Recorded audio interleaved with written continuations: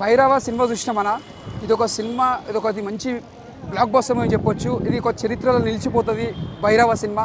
ముగ్గురు హీరోలకు కంబ్యాక్ అని చెప్పొచ్చు. అంటే ఏ హీరోకి ఎక్కడ తగ్గకుండా బాగా తీసిరు భైరవ సినిమా. మనోజ్ అన్న యాక్టింగ్ మాత్రం చాలా రోజుల బాగా చేసిండు ఇక్కడ.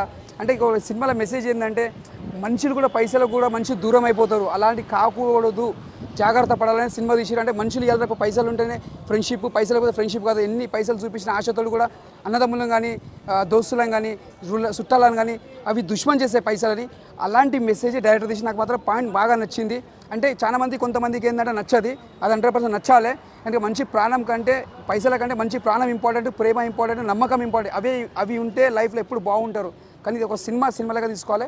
సినిమా మాత్రం ఒక స్టోరీ కానీ కథ, ఒక డైరెక్టర్ గారికి ముందు చెప్పాలంటే హ్యాట్సాప్ చెప్పాలి సార్. నిజంగా ఈ స్టోరీ మీరు ఇంత బాగా తీసినందుకు మెయిన్ మీకు క్రెడిట్ తగ్గుతుంది. ఎందుకంటే మీ కథకి ముగ్గురిని సెలెక్ట్ చేసుకోవడం మామూలు మాట కాదు.